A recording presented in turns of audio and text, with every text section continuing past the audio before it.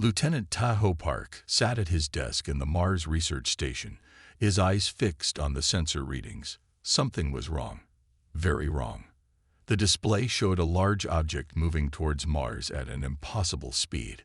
"Station control, are you seeing this?" he asked through the comm system. No response came back. Just static. The lights in the station flickered. Tahoe's heart began to beat faster as he ran to the observation window. What he saw made his blood freeze. A massive ship, dark as space itself, hung in the red Martian sky. It was nothing like any human ship he had ever seen. The alien vessel was smooth and perfect, like a black diamond. No visible engines, no visible weapons, just pure, terrifying beauty. Alarms started blaring throughout the station. "Warning. Unknown energy signature detected," the computer announced in its calm voice. Tahoe grabbed his tablet and started downloading all the sensor data. Years of military training kicked in. If this was first contact, someone needed to survive to tell Earth what happened. The first blast hit without warning. No bright beam, no glowing projectile. Just silent destruction. The east wing of the station disappeared in a flash of light. Screams echoed through the comm system. Then silence. Everyone to the escape pods. Tahoe shouted into the station-wide comm. He ran through the corridors, helping people up when they fell. Another blast rocked the station. The artificial gravity started failing. He saw Dr. Kim, one of their top scientists, floating lifelessly past a shattered window. His friend Sujin was crushed under a fallen beam. But there was no time to mourn. Reaching the main computer core, Tahoe connected his tablet. "Download everything," he ordered. The screen showed 30 seconds until completion. Each second felt like an hour. Another hit. The station's walls groaned. Warning lights flashed everywhere. The computer voice spoke again. "Critical structural failure imminent. Evacuate immediately." Download complete. Tahoe pushed off the wall and floated quickly toward the escape pod bay. Most pods were already gone. He found one still working and climbed in. As the pod's door sealed shut, he saw something on his tablet that made him gasp. The sensor readings showed energy patterns he had never seen before, but more importantly, they showed weaknesses, gaps in the alien ship's defenses, places where their technology seemed to clash with human systems. The escape pod launched just as another blast hit the station. Through the small window, Tahoe watched his home for the past 3 years break apart. 30 people, some of Earth's best scientists, all gone. His pod's communication system crackled to life. A voice spoke, but it wasn't human. It was flat, emotionless, perfect. "Primitive species detected. Threat level, negligible. Cleansing protocol initiated. Your understanding is unnecessary." Tahoe's hands tightened on his tablet. They thought humans were primitive. They thought they could just kill without even talking first. His jaw clenched as he watched the alien ship turn away, probably heading for their other bases in the solar system. "You're wrong," he whispered. "You have no idea what humans can do." The pod's autopilot set a course for Earth. It would take weeks to get there, but Tahoe didn't care. He had the data. He had proof. And most importantly, he had their weaknesses. As Mars grew smaller behind him, Tahoe made a promise to his dead friends. "They'll learn. They'll all learn. You never, ever underestimate a human." The pod sped through space, carrying its vital cargo, one determined human, and the information that might save Earth from the beings who thought they could simply wipe out humanity without a fight. They were about to learn how wrong they were. Admiral Hannibal Kim stood before the giant screen in Earth Defense Force headquarters, his face lit by the red dots showing destroyed human outposts. 3 weeks had passed since the Mars attack, and things were getting worse. "Another mining base lost near Saturn," reported his assistant. "No survivors." Hannibal rubbed his tired eyes. They had lost contact with 5 colonies in the past week alone. The enemy ships appeared, destroyed everything, and vanished without a trace. Then the door burst open. Admiral, the Mars survivor is here. Lieutenant Tahoe Park walked in, looking thin and tired after his long journey in the escape pod. He clutched a tablet to his chest like it was the most precious thing in the universe. "Sir," Tahoe saluted weakly, "I have something you need to see." Dr. Jaya Lee, Earth's top weapons scientist, was called in immediately. Her eyes widened as she looked at Tahoe's data. "This is amazing," she said, her fingers flying over the keyboard. "They're ships. They're not just advanced. They're perfect. Too perfect." "What do you mean?" Handel asked. Jaya pointed to the screen. "Look at these patterns. Every move they make is calculated to absolute precision. No random choices. No human error.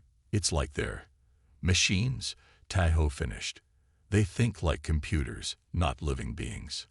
Handel watched as Jaya analyzed more data. The enemy ships, which they now called the Voidborn, moved in perfect formations. Their attacks followed exact patterns. Everything they did was based on pure logic. "That's their weakness," Jaya suddenly said, jumping from her chair. "They're too perfect. Their targeting systems are designed to predict logical, efficient movements. But humans, we're messy, unpredictable." She played a recording from Tahoe's tablet. It showed a small supply ship escaping the Mars attack. The Voidborn weapons had missed it completely because the pilot had panicked and flown in a wild, zigzag pattern. "Our brains," Jaya explained, getting excited. "Human brainwaves are chaos to them. That's why they call us primitive. They can't understand how we think." Handel began to smile for the first time in weeks. "Can we use this?" "Better than that," Jaya said. "I can build weapons that copy human neural patterns. It will scramble their systems completely." Suddenly, all the lights went red. Warning sirens blared. A voice came over the speakers. "Voidborn ships detected entering Earth's solar system. Estimated time to Earth, 3 days." Handel straightened his uniform. "Dr. Lee, you have 2 days to get those weapons ready." "Lieutenant Park, I want everything you know about their attack patterns." 2 days isn't enough," Jaya protested. "It has to be," Handel said firmly. "Humanity doesn't have any more time." They worked non-stop. Jia and her team built devices that copied the chaotic patterns of human thoughts. Tahoe helped install them on Earth's ships, his hands still shaking from memories of Mars. On the evening of the second day, Handel stood before Earth's combined fleet. 500 ships, now armed with Jaya's neural disruptors.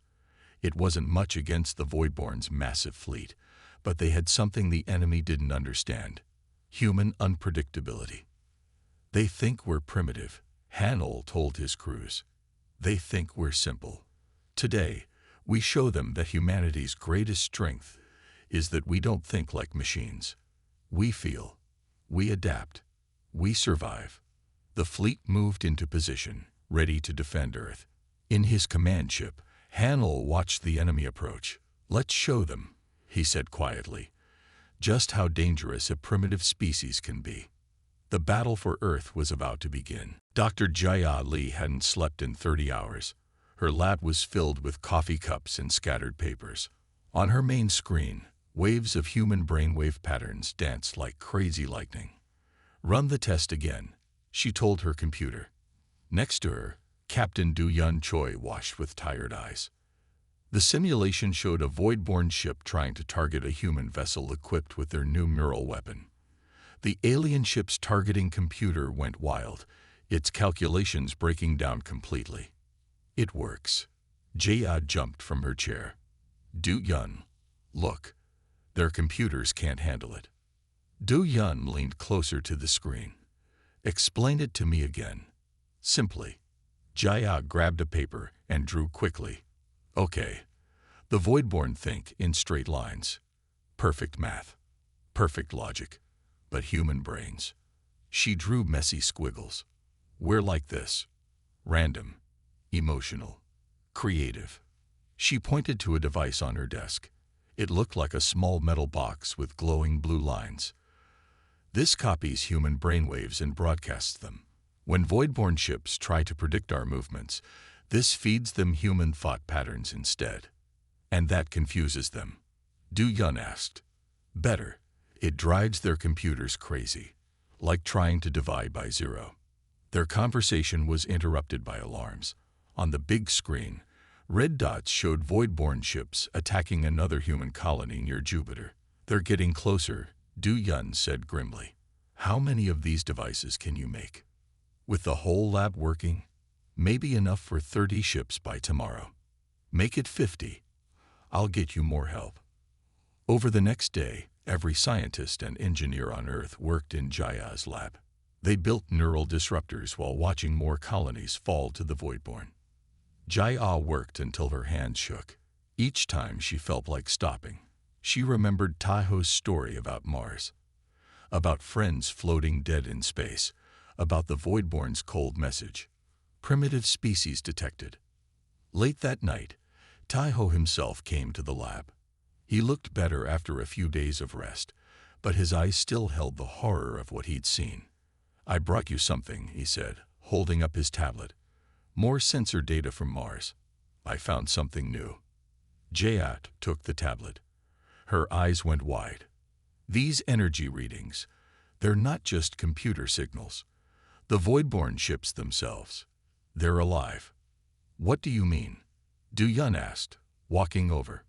The ships are biological computers. Living machines. Jaya's fingers flew over her keyboard. That's why our brainwaves affect them so much. We're not just confusing their computers, we're giving them a headache.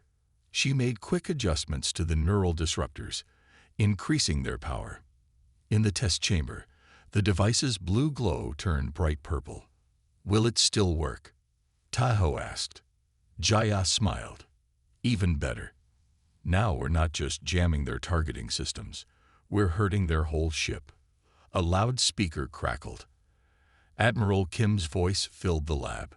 Voidborn fleet detected passing Saturn's orbit. All ships prepare for battle. Dr. Lee, we need those devices now. Do Yun grabbed the first box of neural disruptors. I'll start installing them on the fleet. Jaya looked at her screen one last time. The human brainwave patterns still danced there, beautiful in their chaos. Against them, voidborn ship signals looked boring and simple. They thought we were primitive, she said softly. But sometimes the simplest minds are the ones trapped in perfect logic, and sometimes chaos is the highest form of evolution. She picked up another box of devices. Humanity's secret weapon was ready. Now they just had to survive long enough to use it. Commander Sumin Kang stood on the bridge of his ship, the Thunderbolt, watching the enemy fleet approach. 50 voidborn ships, their black surfaces eating up the starlight. Against them, he had just 30 human vessels. Neural disruptors active, his weapons officer reported. The purple glow of Jaya's devices lit up the ship's control panels. All ships. Sumin spoke into the fleet comm. Remember your training. Don't think like soldiers. Think like humans. Be unpredictable. Be creative. Be impossible. The Voidborn struck first. Perfect beams of energy shot out from their ships in exact patterns. But this time, something was different. They're missing. Someone shouted. The human fleet moved in random patterns, guided by instinct rather than computer calculations. Jaya's devices filled space with human brainwaves, making their movements impossible for the Voidborn to predict. Now, Sumin ordered. Attack pattern Chaos 1. There was no real pattern. Each ship captain had been told to fly however they wanted. Some spun in spirals, others zigzagged wildly. One ship did backward loops while firing. The Voidborn ships seemed to freeze in confusion. Their perfect formation broke apart as they tried to target the chaotic human movements. It's working. Sumin's tactical officer yelled. Their targeting systems are failing. Sumin watched as a Voidborn ship fired at his fleet and missed completely. The beam went wide, hitting another Voidborn vessel instead. The black ships began to move erratically, as if they had headaches. Phase 2. Su Min commanded. Push the neural disruptors to maximum power. Purple energy waves pulsed out from the human ships. The effect on the Voidborn was immediate. Their ships started twitching, their perfect movements becoming jerky and confused. They're not used to pain, Su Min realized. They've never felt chaos like this before. A Voidborn ship near his position suddenly spun in circles, its systems completely overwhelmed by the human brainwave assault. Another crashed into its companion, their perfect coordination shattered. All ships, open fire, Su Min ordered. Human weapons blazed across space. Without their perfect targeting and formations, the Voidborn ships were vulnerable. The first black ship exploded in a flash of light. Then another, and another. The mighty Voidborn fleet was falling apart. "Sir," his communication officer called out, "we're picking up a signal from the enemy." A familiar, emotionless voice filled the bridge. "Error, error. Human neural patterns incompatible. Logic systems failing. Retreat protocol." The message cut off as another Voidborn ship exploded. The remaining enemy vessels turned and fled, their movements clumsy and uncoordinated. Cheers erupted across the human fleet. For the first time since the war began, humanity had won a major battle. Out of 50 Voidborn ships, 20 were destroyed, and the rest had fled. Su Min sent an immediate message to Earth Command. "Admiral Kim, the neural disruptors worked perfectly. The Voidborn never expected us to use our primitive minds as a weapon." In the aftermath of the battle, Su Min walked through his ship, checking on his crew. Everyone was tired but proud. They had proved that human unpredictability was more powerful than alien perfection. "Send all battle data to Dr. Lee," he ordered. "She'll want to see how her devices performed in real combat." Looking out at the debris of destroyed Voidborn ships, Su Min smiled. The enemy had called humans primitive, but they had just learned an important lesson. Never underestimate a species that thrives on chaos and creativity. The tide of war had turned. Now it was time to take the fight to the enemy. Colonel Yi Jun Baek floated in zero gravity, surrounded by broken pieces of a Voidborn ship. His team had found this wreck near Jupiter, right where Commander Su Min's fleet had won their great victory. "Be careful with that," he told his space team. They were pulling a large black box from the wreckage, the ship's main computer core. Back on their research ship, Yi Jun watched Dr. Jia Li examine the alien technology. She had flown out specially for this mission, saying she needed to see the Voidborn tech up close. "This is amazing," Jia said, connecting cables to the black box. "Their computer isn't just advanced, it's alive, like a brain made of crystal and metal." Yi Jun leaned closer. "Can you read anything from it?" "Better than that." Jaya's fingers moved quickly over her keyboard. "The neural patterns we captured, they're like memories, and every memory has a location attached to it." Suddenly, a hologram appeared above the black box. It showed a map of space with bright lines marking the Voidborn ship's travel routes. All the lines led back to one place. "There," Yi Jun pointed. "That must be their home system." Jaya checked the coordinates. "It's 30 light-years away. Far, but not impossible to reach." Their discovery was interrupted by an emergency call. Admiral Kim's face appeared on the main screen. He looked worried. "The Voidborn are attacking again," he said. "But something's different. They're not being careful anymore. They're throwing everything at us at once." "They're scared," Jaya realized. After Su Min's victory, they know they're vulnerable. They're trying to finish us off before we get stronger. Yi Jun studied the map again. "Sir, we found their home. We know where they come from." Admiral Kim's eyes widened. "Send me everything. I'll gather the fleet." Over the next few days, reports came in of massive Voidborn attacks. They hit colonies, stations, and ships everywhere. But this time, their perfect formations were gone. They attacked wildly, desperately. "They're making mistakes," Yi Jun told his team as they watched the battles. "Look, they're so afraid of our neural weapons that they're keeping their ships spread out. It makes them weaker. In her lab section of the ship, Jaya made another breakthrough. She had finally decoded more of the Voidborn's memory patterns. They're not just afraid, she announced during an emergency meeting. They're experiencing emotion for the first time ever. Our neural weapons didn't just confuse them. They taught them how to feel fear. Admiral Kim called in from Earth. Colonel Bike, Dr. Lee, what you've discovered changes everything. The Voidborn are running scared. Now we know where they live. It's time to end this war. Yi Jun looked at the map again. The Voidborn homeworld glowed like a distant star. How do we get there? It's so far. We captured some of their drive technology, Jaya said. I can make it work for our ships. We'll beat them with their own weapons, just like we did with their perfect logic. As they prepared for humanity's biggest attack yet, Yi Jun watched Earth's fleet gathering near Mars. Hundreds of ships, all equipped with improved neural disruptors. They had something the Voidborn could never understand. The strength that comes from being imperfect. They thought killing humans would be easy, he said quietly. Instead, we showed them that being human is the most powerful weapon of all. The mission to the Voidborn homeworld would begin soon. And this time, humanity wasn't fighting for survival. They were fighting to win. Admiral Hanwol Kim stood at the command center of Earth's largest warship, the Hope's Dawn.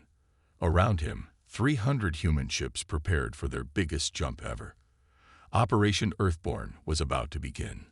All ships report ready, his officer announced. Dr. Lee's jump drives are charged.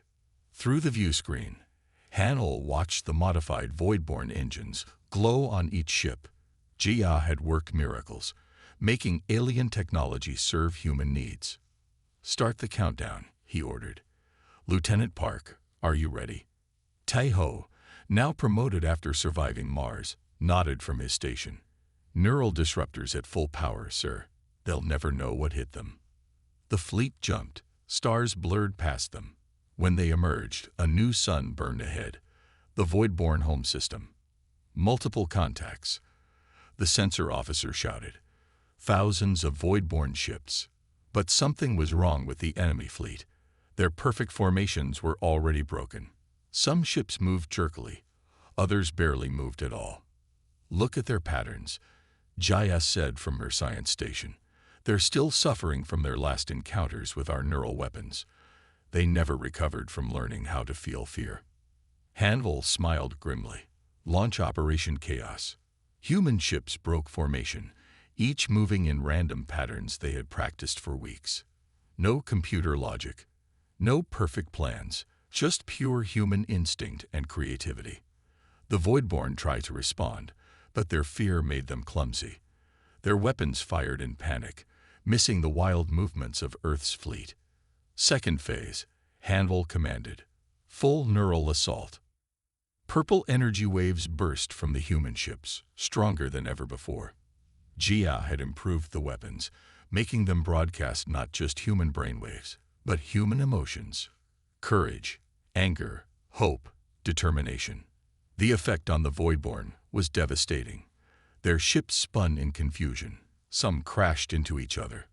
Others fired at empty space, their targeting systems overloaded by human feelings they couldn't understand. Their main defense station.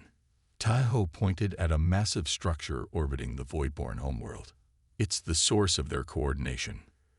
All ships, Hanwol ordered, concentrate fire on that station. Show them what Earth's fleet can really do. Human weapons blazed across space. Lasers, missiles, and plasma bolts struck the station from 1,000 random angles. No pattern, no logic, just overwhelming force and determination. The station's shields failed under the chaotic assault. As it exploded, a wave of confusion swept through the remaining Voidborn ships. Without their central control, they were lost. Sir, Jaya called out, I'm detecting something strange from their planet. Energy readings are dropping everywhere. It's like they're shutting down. On the main screen, they watched as lights went dark across the Voidborn world. Their civilization, built on perfect logic and order, couldn't handle the chaos humanity had brought to their doorstep. "They're not dead," Jaya explained, reading her sensors. "They're resetting. Our emotions were too much for their living machinery. They'll wake up different, may be able to feel, to understand." Handel looked at his crew, at Taiho, who had survived to see this day, at Jaya, who had turned human nature into a weapon, at all the brave men and women who had fought not just for survival, but for the right to remain uniquely human. "Send word to Earth," he ordered. "The Voidborn threat is over. Humanity didn't just survive.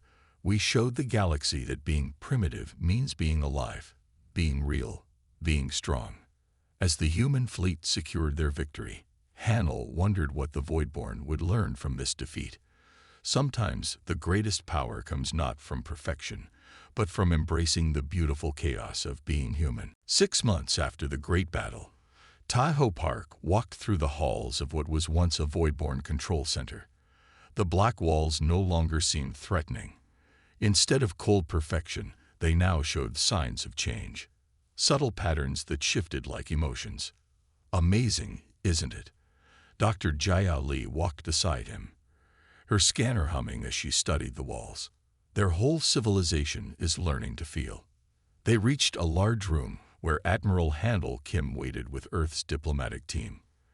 On the other side of the room, 3 Voidborn representatives stood. They looked different now. Their once perfect metal bodies showed swirls of color that changed with their new emotions. "We still have much to learn," one of the Voidborn said.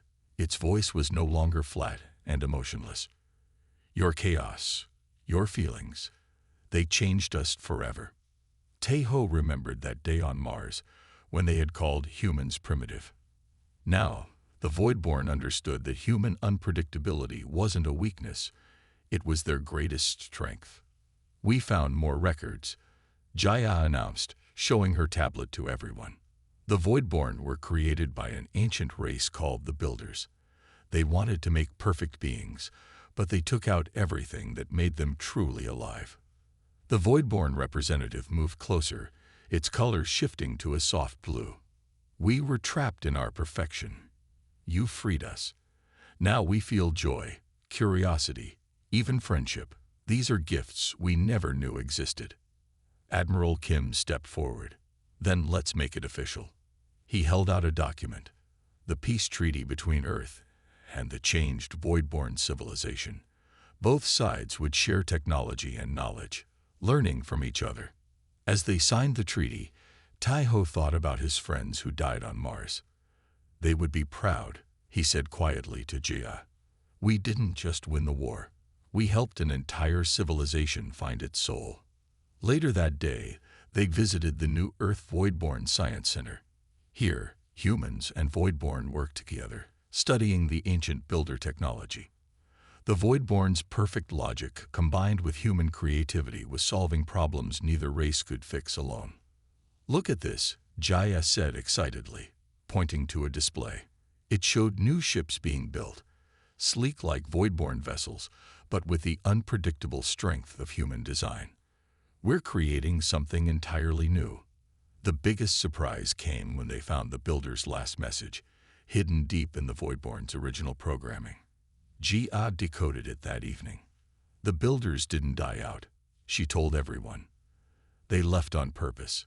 They said they would return when their creations learned to feel, to live, to be imperfect. They wanted the Voidborn to evolve, but it took humanity to make it happen." Admiral Kim smiled. "Then we all learned something. The Voidborn learned about emotions and chaos. We learned that sometimes our greatest enemies can become our greatest friends." Taiho looked out a window at the Voidborn homeworld. Cities that once glowed with cold perfection now pulsed with warm, changing colors, like a heartbeat. In orbit, human and Voidborn ships patrolled together, protecting their new alliance. "They thought they could kill a human," Taiho said, remembering the title history had given their conflict. "Instead, humans helped them live." As the sun set on the Voidborn world, its light caught the new flags flying outside. Earth's blue and green beside the Voidborn's shifting colors. They were no longer enemies or primitive versus perfect. They were proof that the greatest victory isn't destroying your enemy, but helping them change for the better. The future was uncertain, chaotic, and beautiful, just as it should be.